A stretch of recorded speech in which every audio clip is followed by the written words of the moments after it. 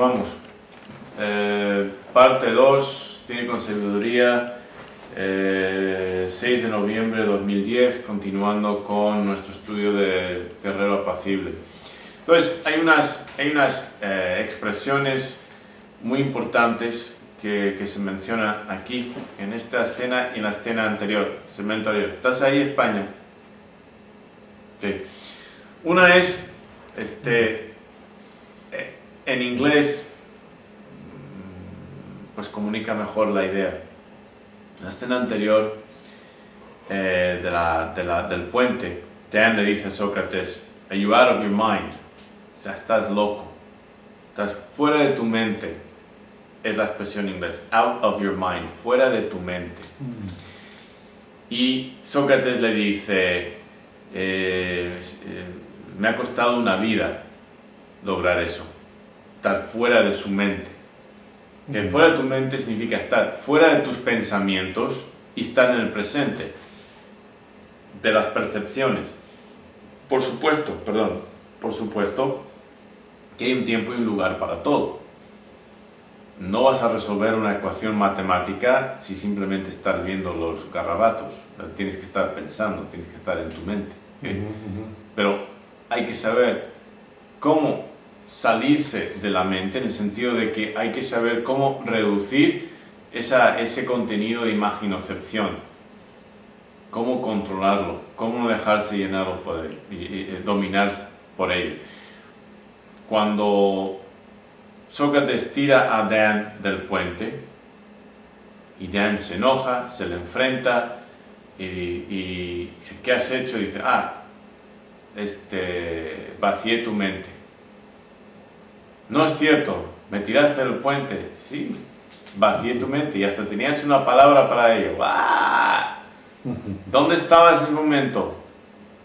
¿Estabas pensando en tus pantalones, en esto? No, estabas ahí presente. Fuera de su mente, presente, absorbiendo, atendiendo a sus percepciones. Lo que es una meditación. Meditación, estar presente. O sea, tratar de eliminar o limitar lo más posible nuestra imaginocepción, nuestro contenido mental producido por la mente en favor de el contenido perceptivo o perceptual, eso que llega de las percepciones, de los sentidos, estar presente. Claro, hay algunas meditaciones, visualizaciones, pero muchas veces las personas confunden la meditación con la visualización.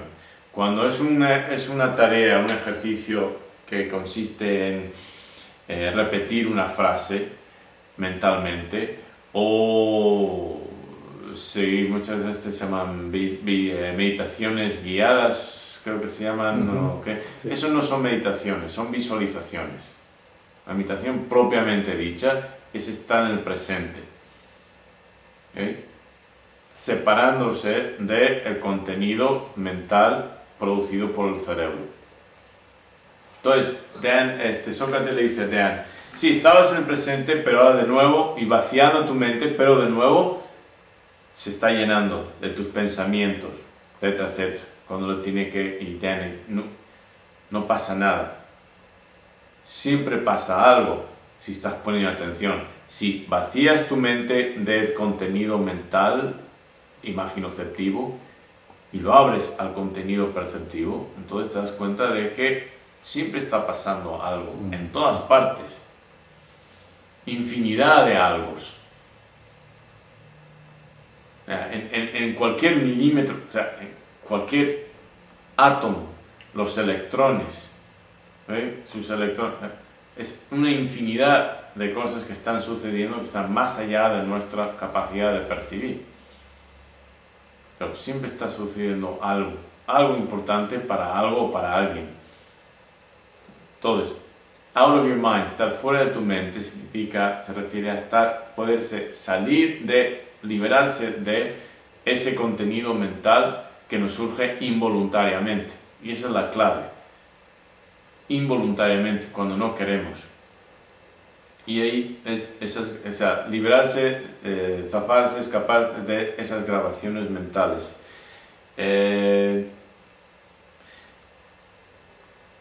Después de la escena, Dan le pregunta de esta escena, digamos, más de realismo mágico, cuando cae, entre comillas, dice, ¿qué me has hecho?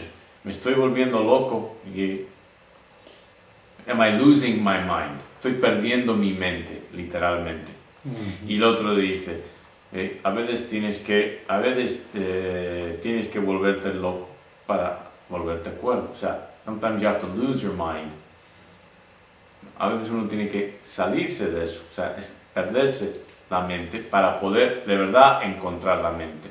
Es decir, darse cuenta, eso es otra forma de referirse, otra metáfora, otra analogía, perdón, referencia a la necesidad de darse cuenta de que todo ese contenido mental no es real. No es real. ¿Me oyes? Ok. Entonces, son dos frases que son importantes para que las tengamos en mente y estemos a la vigilia de esas grabaciones mentales y nos demos cuenta de ellos y cómo nos afectan, en qué consisten, cuándo se encienden, cómo nos afectan y de dónde vienen. En uno de los casos, uno de los muchachos dice, mi padre tenía razón, pues ya sabes de dónde vino esa grabación mental. Algo que había dicho su padre, que impacta. Lo que nos dicen nuestros padres impacta mucho. Cuando los padres dicen algo, impacta mucho. Y eso queda grabado, para bien o para mal. Impacta muchísimo. ¿Preguntas, comentarios?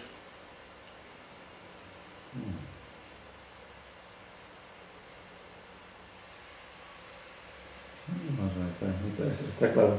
¿Preguntas o comentarios? ¿No? Ok. 42. Debes ser fuerte para hacer esto, le dice Sócrates a Dan. Comenten, ustedes son fuertes, ¿en qué consiste esa fortaleza? Más que nada sobre todo quiero enfocar en lo que le dice, debes ser fuerte para hacer eso. ¿A qué se refiere con eso?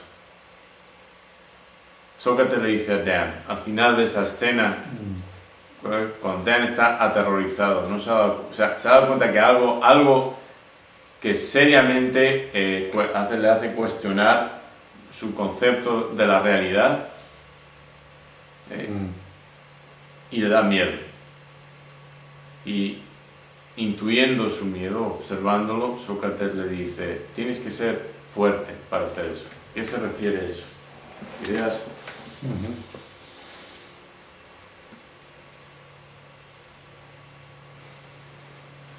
Sí, antes de darle más información o confrontarlo con otra información que seguramente va a chocar con sus viejos esquemas que tiene Dan, si quiere tener éxito en un futuro Sócrates, pues tiene que preparar, digamos, el terreno. Sí. Es lo que entiendo aquí. Tiene que preparar el terreno antes de plantar las demás semillas, porque si no, pues simplemente los va a rechazar si no prepara su mentalidad, pues. Entonces cuando le dice tienes que ser fuerte, porque te voy a enseñar otras cosas en un futuro y vas a ocupar ser fuerte, lo entiendo un poco como por ahí, como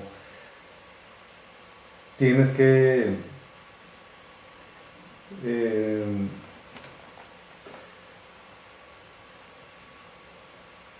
tener, pues sí, los esquemas mentales y la actitud y la intención para este camino, ¿no? Algo así, no entiendo. Ok. ¿Algún comentario o idea al respecto?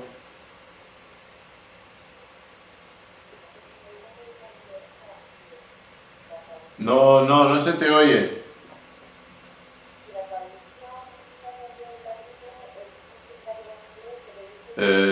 ¿Puedes subir tu...? Vamos a ver. A ver, ¿otra vez?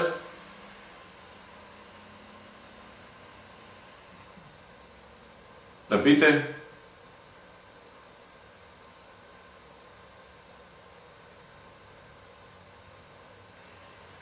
¿Ahora? Sí, ahora. Wow. Sí, ahora sí. Pues el significado en la película, o sea, claro que hay un significado diferente de lo que es en inglés a la traducción que han hecho en español. Entonces pierde mucho, por lo que os puedo comentar. ¿Qué es lo que pierde mucho en esto de debes ser fuerte para hacer esto? El sentido de las palabras. O sea, pierde muchísimo con respecto a como yo lo estoy oyendo, claro. Por lo que estoy viendo. Por lo de, por ejemplo, out of your mind. Exactamente. Sí. Es muy diferente. Sí, por supuesto. Es siempre el problema de una traducción. Y no solamente el problema de la traducción, es que hay, en ciertos idiomas no hay correspondientes, no hay conceptos que correspondan. No hay un concepto que corresponda al out of your mind en español. No se puede expresar eso. Fuera de tu mente no tiene sentido idiomático en español. Por lo menos no en ningún dialecto o versión que yo conozca ni de Latinoamérica ni de España. O sea, no lo tiene. Entonces, por eso, por ejemplo, el arte de la guerra, yo tengo como 40 traducciones.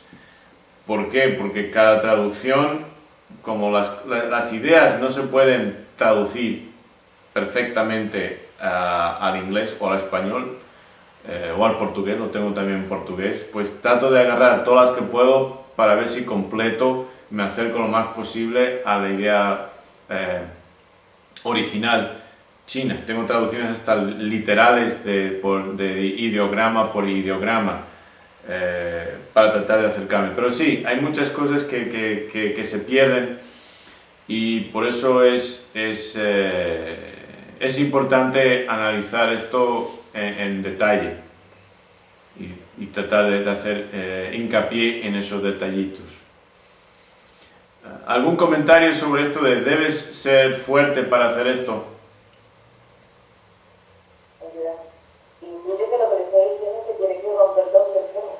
Exacto. ¿Y cuál es el impacto? Estoy casi pues dando la respuesta con la pregunta, pero ¿cuál es el impacto emocional de romper los esquemas con los cuales interpretamos la realidad? ¿Cuál es el impacto ese emocional? Miedo. Pues completamente. Sí, terror. Vamos a suponer la persona. Vamos a poner la persona, por ejemplo, el niño que cree en Santa Claus. De pronto darse cuenta que Santa Claus no existe. Eso es un choque profundo para un niño o una niña que cree en Santa Claus, o en el ratoncito Pérez, o en el hada madrina, o etc. ¿Por qué? Porque desafía su interpretación de la realidad y, por lo tanto, de quién es y de dónde encaja en la vida, en el cosmos, de su existencia.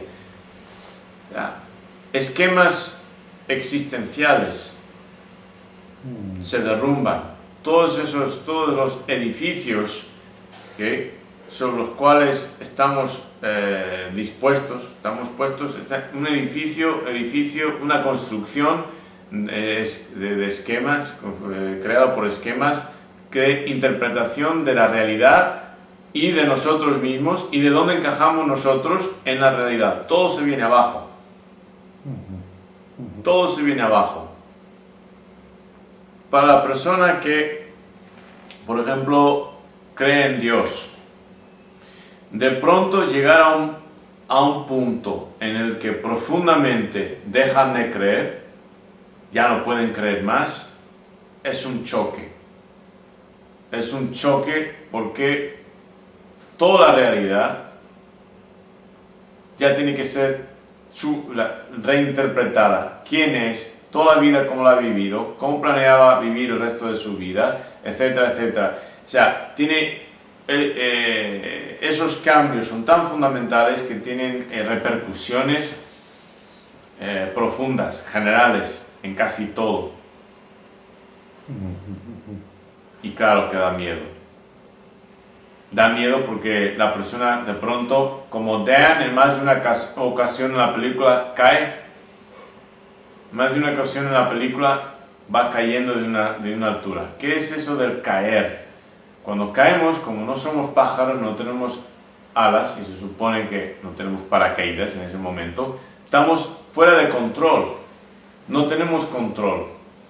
¿Okay? Al derrumbar nuestros esquemas, sobre todo los trascendentales, pero los más fundamentales, perdemos el control. Porque los esquemas nos dan control, o por lo menos la ilusión de control. ¿Qué nos da la ciencia? Un método para entender la naturaleza de las cosas y por lo tanto, una vez entendiéndolo, para controlarlo, o por lo menos manejarlo de alguna forma, transformarlo de una forma que nos convenga, que es la tecnología, ciencias aplicadas. ¿Okay? ¿Por qué nos es tan importante estudiar la gravedad? ¿Okay? Del fenómeno de la gravedad. Porque con ese conocimiento podemos crear edificios, podemos crear naves espaciales, podemos crear aviones, etc. Nos da cierto control sobre la realidad, sobre la naturaleza, sobre el cosmos. Perdiendo esos esquemas, ya no tenemos control, nos damos cuenta de que en realidad no tenemos control. Y es una caída al vacío, lo cual es aterradora. Por ejemplo, todas las personas que pasan por este proceso de su ocaso, del ocaso de estos esquemas, siempre tienen crisis. Al pasar de una etapa a otra en el cual van eliminando esquemas que estaban preprogramados, sufren crisis emocionales, crisis incluso físicos, psicosomáticos. Un alumno cuyo nombre no voy a mencionar, pero en un momento dado, pasando a través de este tipo de crisis existencial, de crisis de derrumbamiento de sus esquemas, se despertó casi paralizado. No podía mover los brazos, no podía mover la cabeza. Tuve que ir al médico, el médico simplemente le dijo, no te pasa nada neurológico, es simplemente el estrés. O sea, era el cambio, el de pronto ver las cosas de otra forma completamente diferente y darse cuenta de que quién era y cómo interpretaba el mundo y la realidad anteriormente era algo errado, equivocado, era algo basado en falsedades. ¿Okay? Y eso causa terror.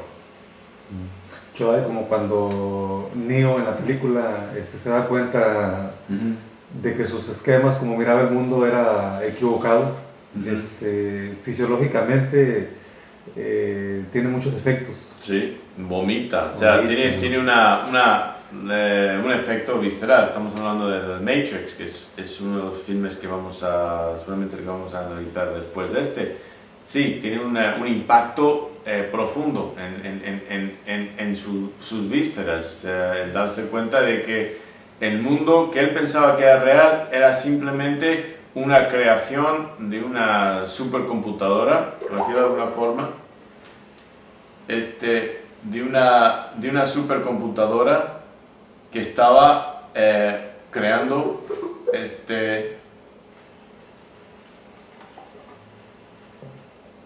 creando imágenes tipo sueño, que parecía que eran realidad. A ver, hemos perdido la conexión.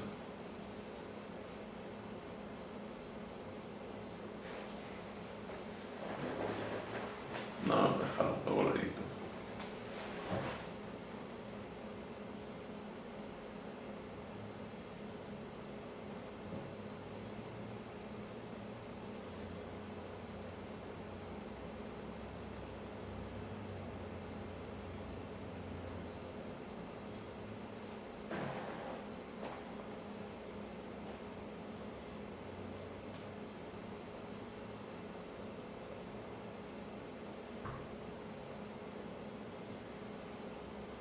¿Que ya estás ahí? Sí, ya. Ok. Entonces, cuando Neo se da cuenta de que todo lo que le parecía real era simplemente una ilusión, pues es un choque tremendo. Es un choque tremendo para su sistema nervioso que está conectado con y afectando a todo el resto de su cuerpo. No hay una parte de nuestro cuerpo que no esté directamente o indirectamente a uno o dos pasos, un paso en realidad metabólico de nuestro sistema nervioso central. Todo. Entonces, cuando el cerebro sufre ese tipo de disonancia cognitiva, ese tipo de choque, reverbera en todo el cuerpo. O sea, en la piel, en todo el cuerpo sufre las consecuencias, experimenta las consecuencias de esa explosión mental, de darse cuenta, esto no era así, esto no era real. Tremendos los efectos. Y acaba de conocer a Sócrates y en un periodo muy corto ya lo hizo que chocara sus esquemas bien fuerte, ¿no? O sea, ya tuvo dos experiencias fuertes que de pronto se va experimentando la del puente y ahora esta, ¿no? ¡Pum! Se convierte en su alumno, su discípulo y ¡pum! En rápido, nada de tiempo. Dos experiencias, ¡pum! Caramba. Chocantes, o sea, una combinación 1-2, no le da tiempo de recuperarse. Entonces, lo que sucede muchas veces cuando las personas tienen experiencias que son tan chocantes con sus esquemas, sus interpretaciones de la realidad, es que sufren experiencias de disociativas. ¿Sí? ¿Cómo es esto? Una experiencia disociativa es una experiencia en la cual la mente sufre como un deslave, un desliz, o sea, se separa literalmente. O sea, y esa experiencia se puede manifestar de diferentes maneras. Podría ser que se sienten como si estuvieran fuera de su cuerpo, como si esto no lo estuviera pasando a ellos. También puede causar alucinaciones, puede causar trance, cuando nos damos cuenta de que la realidad es tan diferente a como la hemos interpretado y el cerebro sufre un choque tan fuerte que a veces trata de protegerse de una forma de decir, esto es un sueño, y adopta casi un estado de sueño, como si fuera una alucinación, como si estuviera desconectado, como, esto no me está pasando a mí. Es simplemente por el impacto que pueden tener cuando estas experiencias son tan fuertes. Por ejemplo, en el caso de los niños, experiencias de abuso o de traumas, pueden causar lo que antes se llamaba desorden de múltiple personalidad. Ahora se llama desorden de identidad disasociada. De identidad disasociada, o sea que hay diferentes identidades, se rompe.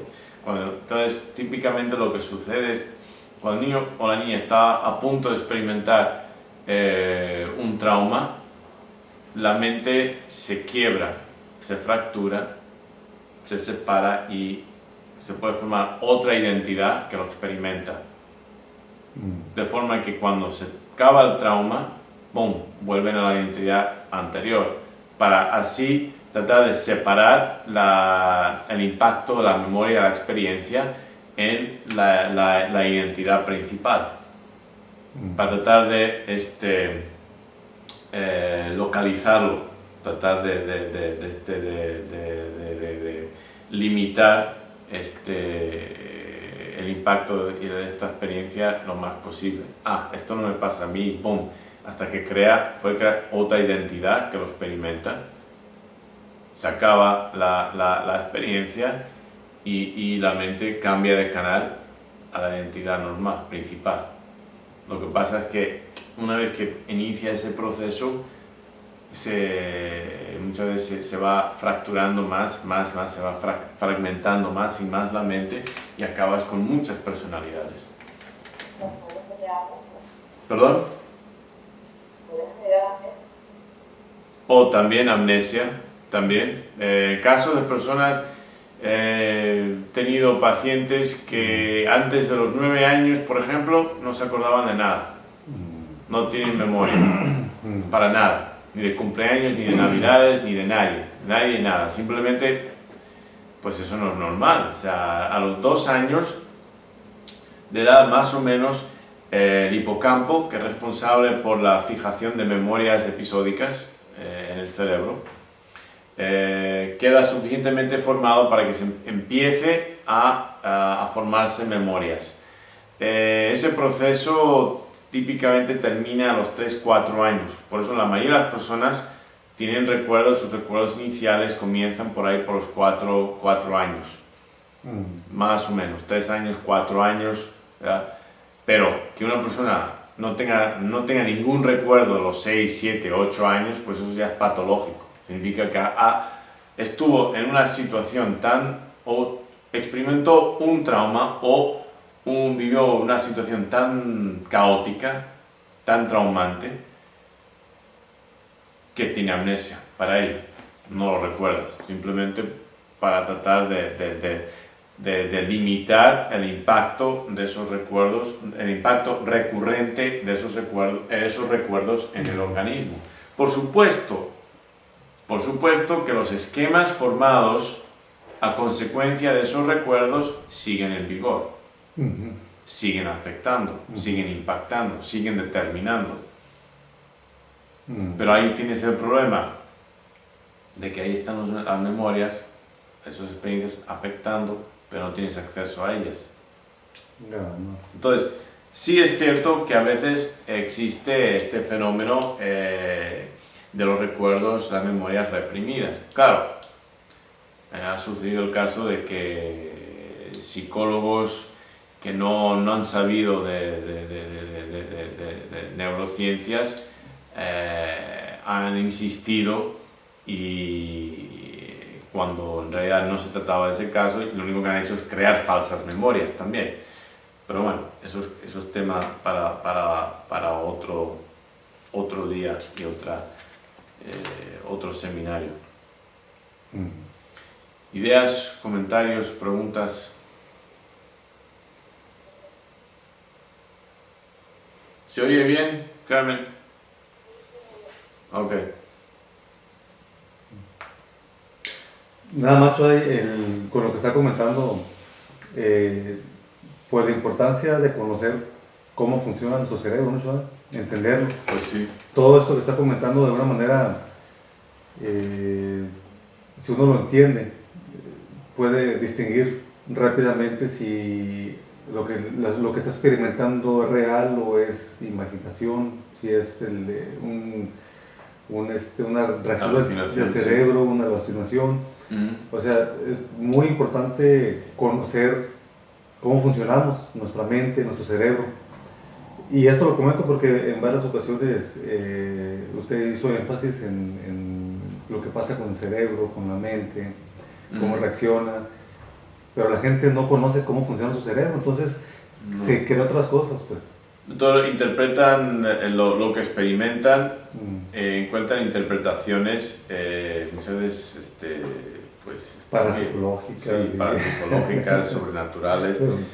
Entonces, por ejemplo, vamos a suponer que uno está en un seminario y de pronto uno de las personas presentes dice, yo tengo los poderes telequinéticos, es decir, puedo mover objetos con la mente.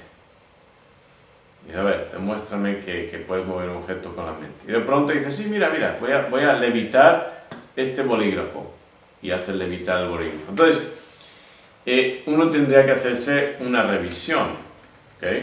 ¿Por qué? Primero, pues hemos visto, casi todo el mundo ha visto alguna televisión o ha ido a una función de prestidigitación, de magia, entre comillas, en cual han levitado cosas así y estar buscando los cablecitos y bueno, ¿cómo has hecho eso?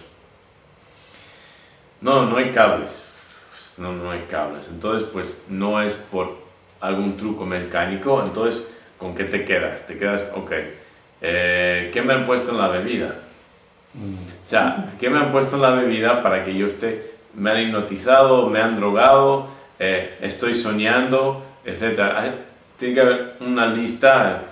¿Por qué? Porque uno tiene que aceptar sus esquemas de lo que es, de lo que pueden o no pueden ser las cosas, de lo que es la realidad, cómo funciona la realidad material, antes de que uno vaya a aceptar que, bueno, este individuo tiene las capacidades de desafiar las leyes de la física. Pero vamos a suponer que uno, por argumento, elimina todas esas otras posibilidades y te tienes que aceptar que este individuo pueda mover cosas, objetos, con la mente. Dice, ok, mira, lo voy a filmar, a ver, muévelo hasta la cámara y luego lo veo de nuevo, porque claro, si es una alucinación, entonces no vas a poder hacer que la cámara alucine. Lo ves, de todas maneras posibles, compruebas que efectivamente este individuo puede mover objetos. Pues es un choque, sería un choque tremendo. Sería un choque tremendo para la mente tener que aceptar que eso es posible. Entonces, lo digo solamente para que tengamos un entendimiento de lo que supone para las personas lo que está sucediendo a Dan. Que sus esquemas, su interpretación de la realidad está quedando socavada. O sea, está dando cuenta que esto no es. Todas las cosas, el impacto que eso tendría y tiene en las personas. Tremendo impacto. Típicamente en el proceso nuestro que llevamos a cabo aquí en el río, como tú bien sabes, Carlos, lleva su tiempo. Lleva su tiempo y lleva al aprendiz que a través de periodos de crisis. Y normalmente las personas entrando en la primera crisis dicen, no, ya me voy, no quiero saber más de eso, aunque no tomen la decisión consciente, pero es una amenaza. La amenaza de tener que enfrentarse con que la vida, la realidad, uno mismo no es lo que uno pensaba que era, y tener que soltar eso. Tienen que experimentar esa caída al vacío. Muchos la temen. Quieren venir aquí a por cambios cosméticos para lograr sus resultados, como hizo Dan con el potro. Cuando aquí no se ofrecen cambios cosméticos, sino aquí somos radicales y extremos. Que los cambios tienen que ser las transformaciones profundas, porque si no, no funciona. No funciona, no digo en una parte. Toda la gente busca su bala de plata. ¿Cómo puedo lograr esto sin cambiar? No quiero cambiar, no quiero pensar de otra forma, simplemente quiero lograr esto. Pues no puede ser. No puede ser porque todos los errores que estás cometiendo, todas las equivocaciones, son resultado, la manifestación de patrones errados, de esquemas equivocados. Y tienes que tener el valor de enfrentarte con los esquemas, y por supuesto que eso, más veces que no, requiere de alguien que le guíe a uno en el proceso. Preguntas, comentarios, Está claro, sí. preguntas por ahí. Ok, entonces, bueno, se acabó la hora. Estamos aquí, comenzamos, dejamos para la semana que viene el segmento 11, Dan se revela contra Sócrates, y brevemente voy a decir, esto es un proceso normal. Cuando el alumno, la persona que busca, o el discípulo busca un maestro para ayudarle a transformarse, cuando se da cuenta del impacto de la transformación, el miedo que causa, le lleva, más veces que no, a un rechazo del maestro y de todo. Simplemente dicen, no quiero más, se acabó. Ok, entonces la semana que viene comenzaremos con el segmento 11, Dan se revela contra Sócrates, y la pregunta 43.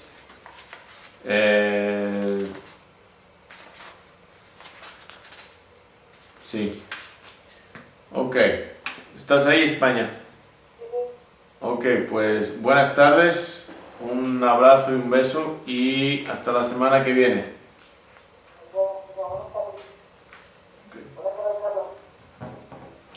Hasta luego, Carmen, que estés bien.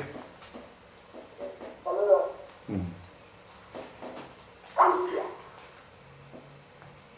Ok. Cortas ahí.